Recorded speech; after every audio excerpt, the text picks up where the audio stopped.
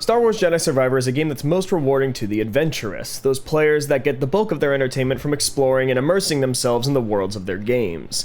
There are a huge amount of chests to open, experience and stat increases to find, and legendary mini-bosses to fight, all for those who are willing to go out of their way, even just the smallest amount.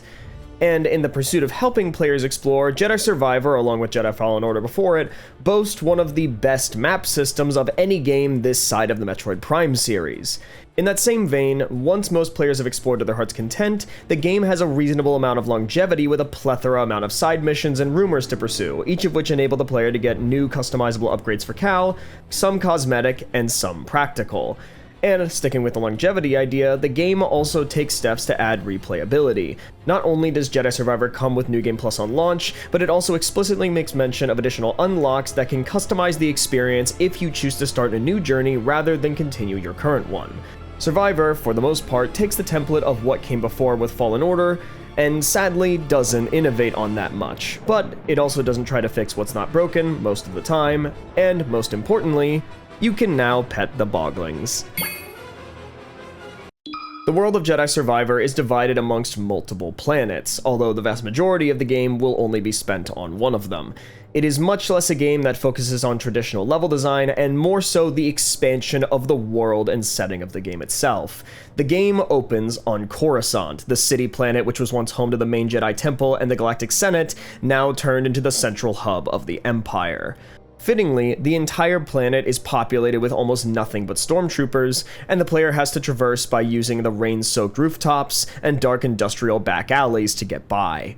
Next is Kobo, by far the one the player is going to be spending most of their time in, and it is likewise the one with the most varied terrain and locales. It's a backwater planet with lots of nature, and the exact visual and thematic polar opposite to Coruscant, and can be split into 5 main areas. The plains and plateaus that host the main village and Grease's saloon, the forest that leads to the array, the mist-covered mountains full of hidden dangers, the floating observation tower high in the skies, and certainly not least of these, the core of a Lucrehulk blockade ship, which acts as a staging area and base for the Bedlam Raiders faction. The last major planet, although there are other smaller places that the player will visit, is Jedha, a desert planet that is home to several temple ruins, which are now home to the Anchorites, a cult which has agreed to preserve the Jedi archives at the behest of Sir Junda.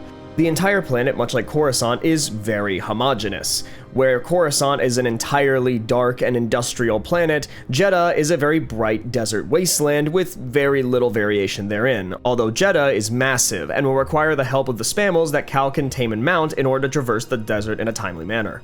Despite having 3 very different world maps to play around in, the game doesn't really do a whole lot with variations in how to traverse them, and in some ways very much to the game's detriment. While certain areas will have Cal use the Force to create climbable pathways, or his allies can open shortcuts for him, the majority of every single planet is traversed in the exact same set of ways. Cal does gain access to an industrial grappling hook used by construction workers on Coruscant, which allows him to zip from one place to another via the use of a grappling point that is specifically made for the device, which ultimately ends up making no sense in hindsight, considering that these same grappling points for a piece of modern construction equipment are also littered throughout the entirety of the ancient ruins of Jedha, just as much as the sprawling city that Cal got the grappling hook from in the first place. The state of Jedi Survivor's stability will need no introduction from any. Even I, who seemingly had a better time with the game's performance than most on launch, still eventually happened upon problems that really could not be ignored. Over time, simple things like character models clipping through objects in the environment and minor frame drops gave way to full-on freezes and visual errors so significant that they accidentally buffed enemies. To briefly explain what I mean by glitches buffing enemies, I don't mean that their health stat was wrong, or they did too much damage, or their block bar didn't go down so their guard couldn't break. No, nothing so simple or mundane. For you see, what I mean is that the game has a particular hatred of cloth simulations. Any piece of fabric that isn't rigidly connected to a character model will gently hang in the wind and move in a way that it should realistically do. However, that's only when it's not clipping through your legs or bunching up around your waist or doing whatever this is. Now, what if I told you there was an enemy whose entire clothing set is a fabric simulation in the wind, and it uses this to its advantage? Well, allow me to give a minor potential epilepsy warning and introduce you to the only, except for everywhere else they spawn, the Magna Guard. Fight, you ready, brother? Absolute, the state of this game on release was. Hey there, since you've watched this far, you're substantially more likely to watch the rest of it. Search your feelings, you know this to be true. Subscribe for more breakdowns like this one, and of course, beware spoilers from this point forward. The Star Wars Jedi games have been some of the very select few where the subheadings of titles have actually meant something. With Fallen Order, the story revolves around Cal's reconciliation with the loss of the Jedi Order, while also being hunted down thanks to his heritage with said order. With Survivor, the focus is on the survivors of the Jedi Purge, and what each of them find meaning in whilst facing the overwhelming scope of the Galactic Empire. The story of Jedi Survivor follows a time skip after the events of Fallen Order, during which the gang has split up off-screen. Cal has taken the fight to the Empire in any way that he can, becoming an infamous galactic terrorist. Merrin has gone off to explore the galaxy and herself. Cere has taken to restoring and protecting the remaining Jedi archives, and Grease made a pub on a not-so-peaceful anymore backwater planet with Cere's money. In addition to the old gang, we have two new people of import, Dagan Gera and Boda Kuna, a former Jedi Knight and widower turned mercenary for hire respectively, as well as a goal that brings every one of these characters together in both pursuit and conflict: the elusive planet of Tanalorr. A place hidden behind a nebula of twisted dark matter, which shreds every ship that attempts to make the trip, and which, naturally, would be an excellent place to stage a safe settlement away from the prying eyes of the Empire. Every Survivor character in the game has a dream of what a life apart from the oppression of the Empire could look like on Tanalorr, and not all of them agree on what is best in that pursuit. This is a great setup for a new story now that the driving motivation from the last game has already been achieved. It provides a new goal that almost literally any character that doesn't like the Empire, which is almost everyone in any Star Wars story, can get behind, and lays the groundwork for conflict and intrigue between characters who don't agree on that goal. Likewise, the game takes the time to explore two of the main lingering plot threads left from the last game: Cal and Cere coming to peace with their inner darkness in their own respective ways, and the will-they-won't-they relationship between Cal and Merrin. With that said, that's about as far as we get before problems start to crop up with the story, because Survivor, unfortunately, stumbles into a pitfall that its predecessor managed to mostly avoid: the pitfall of being set in an already established canon. This is where I reaffirm the spoiler warning, because this one is going to involve a major character death that's really difficult to dance around. So for those of you who have not moved on to the mechanics section yet, let's talk about Darth Vader. When a character has already had their full character arc elsewhere in the series, nothing in this story is going to be able to conflict with that. In much the same way that the ending of Star Wars Rogue One couldn't conflict with the beginning of A New Hope, this game can't interfere with the fate of Darth Vader from Episode 6.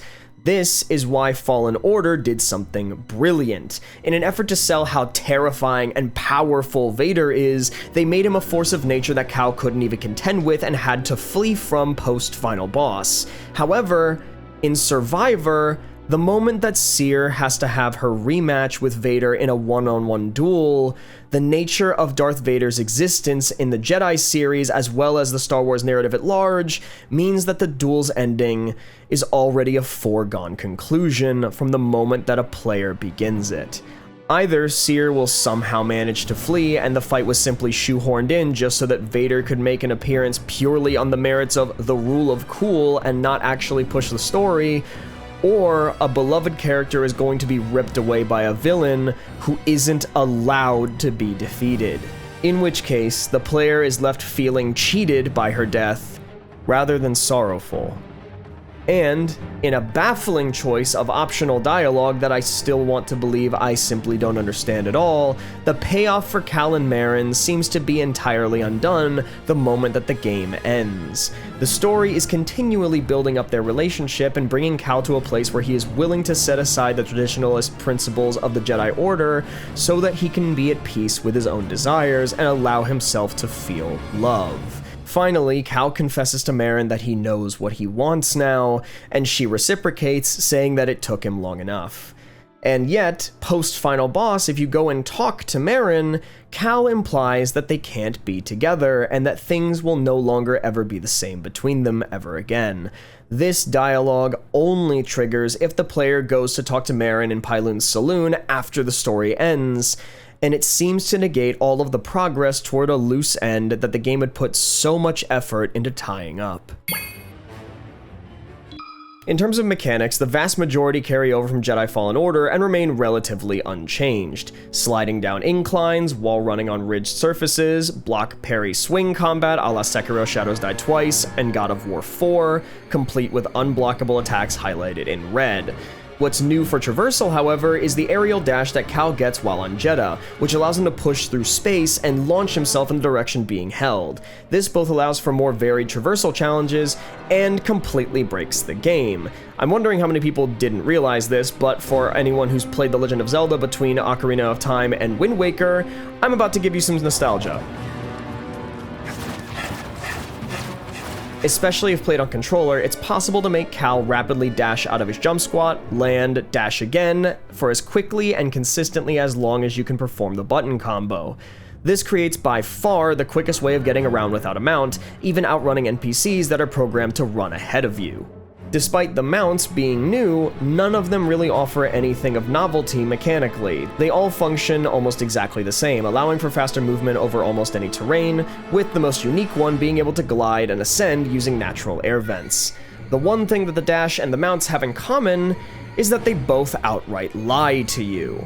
With the dash, it's made very clear, even being put down in writing, that the dash allows Cal to punch through green laser gates and only green laser gates. Trying to go through other laser gates simply does nothing. So, when I came across a red laser gate that both hurts Cal and explicitly states that it rejects all organic matter while letting any inorganic matter through, and you happen to have a droid on you, I thought that there must be some way to send BD through, or that maybe I needed to use the droid on the other side as a weapon to blow up a power source. But no, I just mentally soft-locked the game for 20 minutes because the solution was something that the game had conditioned and taught me was not possible. Cal can just simply punch through the red barriers without getting hurt for reasons. Meanwhile, with the mounts, the first of which is the Neko on Kobo, very early on you're going to find and talk to Mosey, who tells you that you can find her down in the stables if ever you want to saddle one up. You can find her there and exhaust her dialogue, but nothing happens. You can even chase and corral a Neko into the stables, but still nothing happens.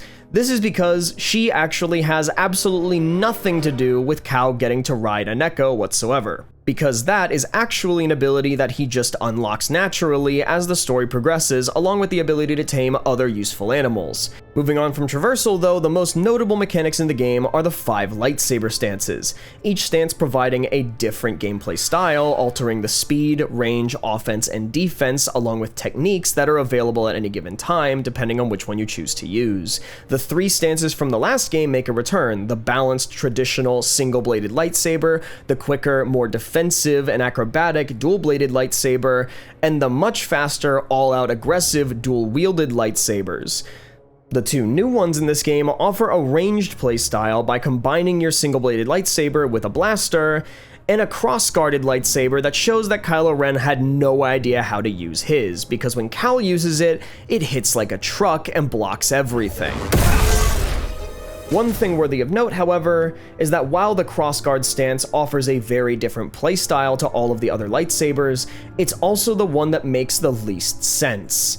The fact that it has a crossguard made out of lightsaber blades never comes into play in any way other than the technicality of having the highest block stat, which also makes no sense whatsoever relative to blaster bolts. Likewise, I can't help but think back to that one trailer for the game when Mark Hamill said, "You aren't swinging a baseball bat." The lightsaber, hilt aside, has virtually no weight, or at the very least, every lightsaber variant, with the exception of dual wielding, will always have the same weight in Cal's hands, which is to say, still almost none. The blade is made out of superheated light and plasma that can cut through virtually anything on contact. How hard the user can swing the lightsaber means absolutely nothing. As such, while having a heavy-hitting, slow-swinging stance does change up the gameplay significantly, it also is total nonsense when the saber should be able to deal the same amount of damage all of the time. The game uses several visual cues embedded in the environment to guide the player towards what they need to interact with. Walls that can be run along are always ridged, surfaces that can be jumped off of or slid down are always scratched, and climbable walls will always have a cratered surface or are covered in vines. Unfortunately, despite many of the visual effects and designs looking wonderful, especially for the lightsabers and many of the alien designs, the human characters often seem to struggle a bit with their model and animation quality. Once again, the odd layered mesh hair iconic to FromSoft games makes anyone with long hair look like their hair is just extensions that have been grafted into patches of their skull, and more importantly, the faces of characters often betray the emotional tone of the scenes that they're in. While it is possible to dismiss a little bit of this for Cal, since he is a Jedi and often tries to be calm and stoic, that still isn't in line with the story that this game is seeking to tell. Consequently, when moments of boiling anger or gut-wrenching sadness are being played out, the emotional weight of the scene is often failed by the physical acting of the character models involved. There are sadly games that have just done realistic and emotional animation on human characters much better and in recent memory, which means that this is a game whose visual fidelity has already started to age from the moment it was released. What never fails the emotional resonance of a scene, however, is the voice acting, which is spectacular for the vast majority of characters in the game. Even for characters like Monk, who is literally a robot on rails, the dialogue feels ironically natural and organic as he bounces off of Cal or Grease in the saloon. Ah, potential customer. What'll it be? Nothing. Thanks. Oh, well, that's a mistake. I'm looking for an old friend. 4 arms. Hairy. Big mouth. Ow! Vertically challenged? You can come out now, old boy. The coast is clear. I'll tell you, Monk, the Bedlam Raiders are gonna be the end of this town. We got no hope. Zero. Zilch. Nothing. How you doing, BD? Ah! Wait a minute. This is one of those games where, even if you're doing what I'm doing and intentionally analyzing and picking things apart as you play, the performance of the voice actors come off as so natural that it can sometimes feel as though they're not reading off a script and simply having a real conversation. And on the topic of voice acting, the dialogue and barks in the open world from enemies like the Bedlam Raiders, battle droids, and stormtroopers add a much needed layer of personality to the random enemies littered throughout the various worlds. From a couple of stormtroopers talking about what they want to get for lunch and what's rumored to be in their space hot dogs, to a droid remarking about the beauty of its post, and then questioning if it's worth it to get another B1 to replace it if it means giving up the scenery. Sometimes enemies are arguing with one another, or even fighting each other, and it's dialogue like this that helps to make a world feel lived in. For as unapologetically, slightly apologetically broken as Jedi Survivor was, I really enjoyed it. I still regard the Star Wars Jedi series as the best Star Wars games since the Star Wars Unleashed series, and I still stand by that. Just with Jedi Survivor, it's a little harder to defend. It's one thing for a game to be ridiculously buggy, but let's be real, in a year that's mostly going to be patched out anyways. What's less forgivable is stuff that just seems unfinished, like the map not updating to show you how certain passages are now blocked off upon revisits, or how certain characters will just teleport into where they're supposed to be, even if it's on screen. Even so, the combat is still awesome, and I'm a sucker for good movement in games in general, so the dash was something that definitely gave the game a better sense of freedom. I'd say that Star Wars Jedi Survivor is probably right next to Marvel's Spider-Man for me. The game's great, at least sort of, and I really enjoyed playing it most of the time, but I don't know if I'd go back and play it again. 7 out of 10 opinion score. I recommend it based on how much it gets patched and how much you like this style of gameplay. Because, letting you peek behind the curtain a little bit here, this was actually the second longest game I've reviewed up to this point, only being beaten out by Final Fantasy VII Remake Intergrade. There's a lot of content here, and I didn't even beat all of it, and that's after nearly 30 hours of gameplay. But before we ask the question, I'm going to take some time to go on a small tangent regarding the final thing I said in the narrative section. Namely, what happened? What did I miss? We avenge our friends, we go to Tanalorr, we beat the final boss with Merrin, and then immediately after we have a funeral for our dead the same day, the next morning Cal's like, it'll never be the same between us. What do you mean? You didn't even have anything between you until this game happens. Which means he's clearly not saying we can't just go back to their old relationship during the last game and the time skip we didn't see, because that barely existed. He obviously means they can't be together now. Why? You two literally made out yesterday after surviving the abyss and making it to Tanalorr. What happened during that boss fight that made you go, nah, better not? It retrospectively throws the entire subplot into question. What did Cal mean when he said he knows what he wants now? And heck, what did Merrin mean by it took you long enough? When Merrin first kisses him, she flat out says that kiss was just for her because she knew he had no idea what he wanted yet. So she stole a kiss and made it clear what she wanted. So when we get to the scene contextually, the thing he wants is her. And then the fade to black implies some things. But now with retrospect, obviously not. So does that mean that Cal really wanted to just keep fighting the Empire? The desire that made everyone leave him in the first place? Was Merrin only saying that it took him long enough because she saw a friend who was confused about his life finally resolve himself on his purpose? Did she kiss him as a reward?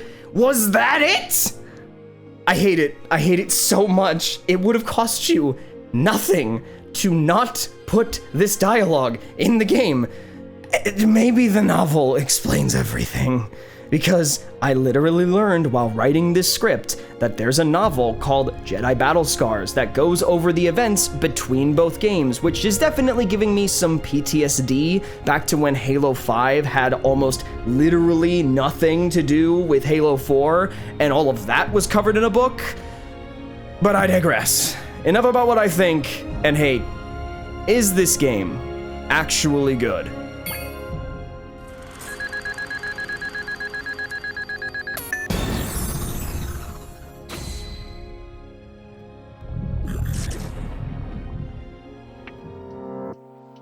It's such a shame, man. There's such a good game here that's just buried under all of these issues. It'll probably be worth your money around, I don't know, 6 months after release, but shame that's entirely unacceptable. But in the meantime, I've been Lone Wolfie X, and I will see you, yes, you, next time.